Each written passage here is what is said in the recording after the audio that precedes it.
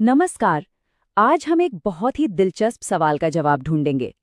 दुनिया के सबसे बड़े मानव समागमों में से एक प्रयागराज का माघ मेला, आखिर इसे आयोजित कैसे किया जाता है?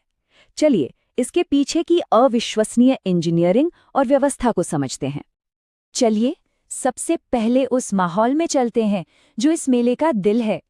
कल्पना कीजिए, प्रयागराज में पवित्र नदियों के संगम पर एक शांत, महकता हुआ सूर्योदय। यहीं से सब कुछ शुरू होता है। अब जरा इस आंकड़े पर गौर कीजिए, 15 करोड़।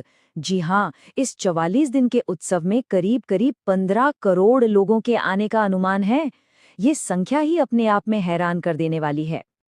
और यहीं से वो बड़ा सवाल खड़ा होता है कि आखिर ये होता कैसे है? इतने सारे लोगों के लिए एक पूरा का पूरा अस्थायी शहर बनाना और उसे चलाना, ये मुमकिन कैसे है? तो चलिए इसी गुत्थी को सुलझाते हैं। इसे समझने के लिए सबसे पहले ये जानना जरूरी है कि ये मेला आखिर है क्या। ये कोई आम जमावड़ा नहीं, बल्कि गंगा, यमुना और पौराणिक सरस्वती नदियों के पवित्र संगम पर मनाया जाने वाला आस्था का महापर्व है। मतलब पूरे 44 दिनों तक ये जगह भक्ति के एक जीते जागते महासागर में तब्दील हो जाती है। अंदाजा लगाइए, हर रोज औसतन 20 से 25 लाख श्रद्धालु यहाँ पवित्र स्नान और दूसरे धार्मिक अनुष्ठानों के लिए इकट्ठा होते हैं। तो अब आते हैं इसके इंजीनियरिंग वाले पहलू पर।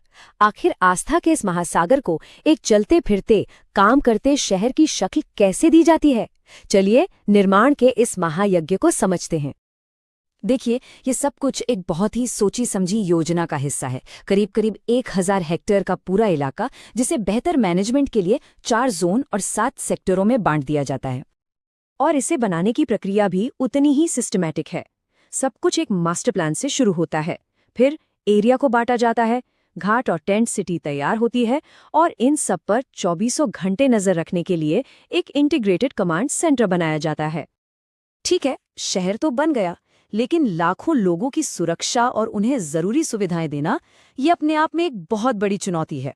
सुरक्षा को लेकर तो कोई कोताही नहीं बरती जाती। आप देखिए, 2000 से ज्यादा पुलिसकर्मी, 17 पुलिस स्टेशन, वाटर पुलिस, घुड़सवार पुलिस और तो और किसी भी इमरजेंसी के लिए एनडीआरएफ, एसडीआरएफ, एटीएस, आरएएफ जैसी स्पेशल टीमें भी तैनात रहती हैं। अब जरा स्वच्छता के पैमाने को देखिए। 25,000 नए टॉयलेट्स बनाए जाते हैं। सिर्फ ये एक संख्या ही इस आयोजन के विशाल स्तर को बताने के लिए काफी है। और ये बेहद जरूरी भी है, क्योंकि इतनी बड़ी भीड़ में साफ सफाई बनाए रखना सबसे मुश्किल कामों में से एक है। इसके लिए 3000 सफाई कर्मचारी, 20 सक्शन वैन, 8000 डस्टबिन, मतलब एक पूरी फौज इस काम में दिन रात जुटी रहती है। और इस शहर की नसें क्या हैं? पानी और बिजली।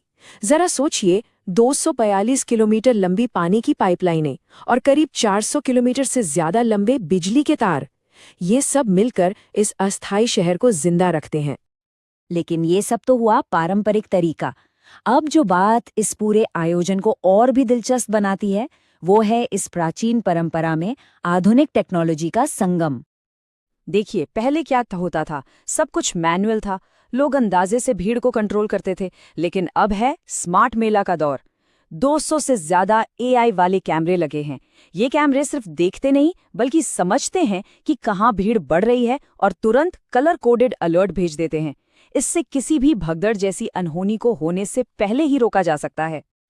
और ये टेक्नोलॉजी सिर्फ मैनेजमेंट के लिए नहीं, बल्कि आम लोगों के लिए भी है। मेले में लगे 21,000 से ज्यादा बिजली के खंभों पर एक क्यूआर कोड है। अगर कोई रास्ता भटक जाए या कहीं बिजली की कोई समस्या हो, बस फोन से क्यूआर कोड स्कैन करते ही अपनी लोकेशन पता चल जाती है या शिकायत दर्ज हो जाती है। कितना आसान हो गया है ना? तो हमने इंजीनियरिंग और टेक्नोलॉजी की बात तो कर ली, पर चलिए अब वापस लौटते हैं उस चीज पर जो इस पूरे मेले की जान है, इसकी आत्मा, यानी आस्था। इस पूरे उत्सव की एक धड़कन है, और वो धड़कन है ये 6 मुख्य स्नान की तारीखें। पौष पूर्णिमा से लेकर महाशिवरात्रि तक इन्हीं खास दिनों पर संगम में आस्था का सबसे बड़ा सैलाब उमड़ता है। लेकिन माघ मेला सिर्फ डुबकी लगाने तक ही सीमित नहीं है। ये एक जीता जागता सांस्कृतिक केंद्र है। यहाँ हर तरफ आपको भजन कीर्तन सुनाई देंगे, हवन यज्ञ की सुगंध आएगी, रामलीला और लोक नृत्यों का मंचन दिखेगा। और शाम की गंगा आरती का नज़ारा तो खैर अद्भुत होता ही है। तो कुल मिलाकर देखें तो माघ मेला सिर्फ एक धार्मिक इवेंट नहीं है, ये असल में इंसानी प्रबंधन, इंजीनियरिंग और गहरी आस्था का एक ऐसा अद्भुत संगम है जहां करोड़ों लोग एक विश्वास के साथ इकट्ठा होते हैं। और आखिर में ये आयोजन हमें एक गहरी बात सिखाता है। ये कहता है कि वाणी से बड़ा उसका अर्थ है और किसी भी धर्म से बड़ा है संयम। शायद यही वो मूल मंत्र है जो इतने बड़े आयोजन को हर बार सफल बनाता है।